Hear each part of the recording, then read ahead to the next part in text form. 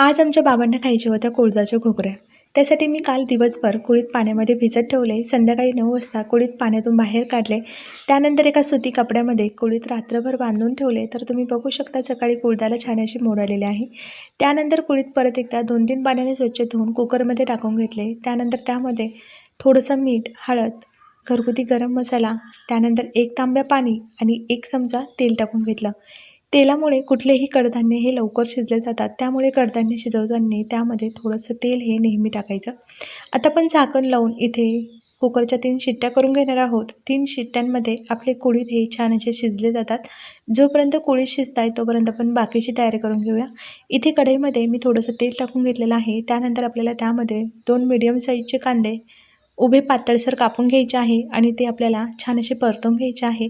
कांदा लवकर परता म्हणून आपण त्यामध्ये थोडंसं मीठ टाकलेलं आहे. मिठामुळे कांदा हा लवकर परतला जातो.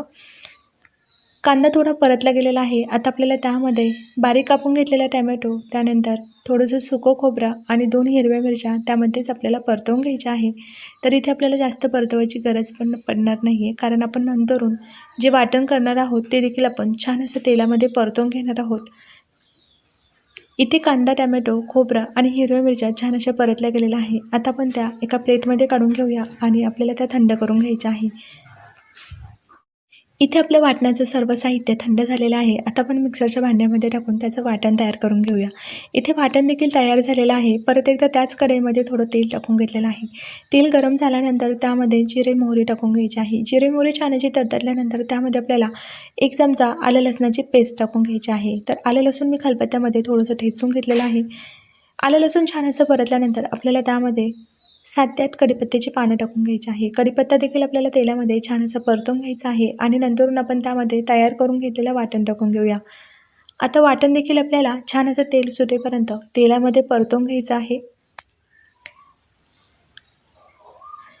अगदी कमी साहित्यामध्ये आपल्या ह्या घुगऱ्या बनून तयार होतात आणि ह्या घुगऱ्या तुम्ही बाजरीच्या भाकरीसोबत, चपातीसोबत, भातासोबत कशासोबतही खाऊ शकता.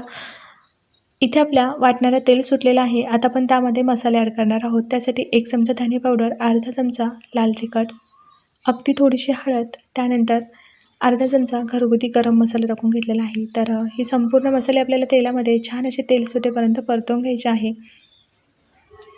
इथे आपल्या मसाल्याने देखील इथे तेल सोडलेलं आहे, तुम्ही बघू शकता. आता आपल्याला त्यामध्ये शिजवून घेतलेले कुळीथ टाकून घ्यायचे आहे.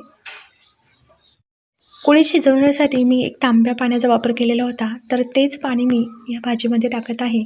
तर इथे तुम्ही भाजीचा रस्सा हा तुमच्या आवडीनुसार पातळ किंवा घट्टसर बनवून घेऊ शकता.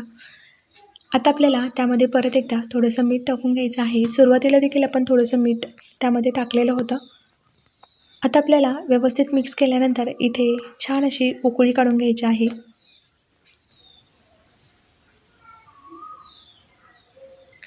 तर इथे आपल्या कुळथाच्या घुगऱ्यांना छान अशी उकळी आलेली आहे, तुम्ही बघू शकता. अजून आपण 2 ते 3 मिनटं हे छान असं उकळून घेणार आहोत. तुम्हाला माझी ही रेसिपी कशी वाटली हे मला कमेंट करून नक्की सांगा.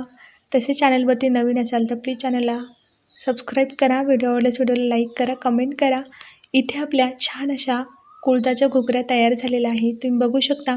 आणि एकदा अशा पद्धतीने ही भाजी नक्की ट्राय करा.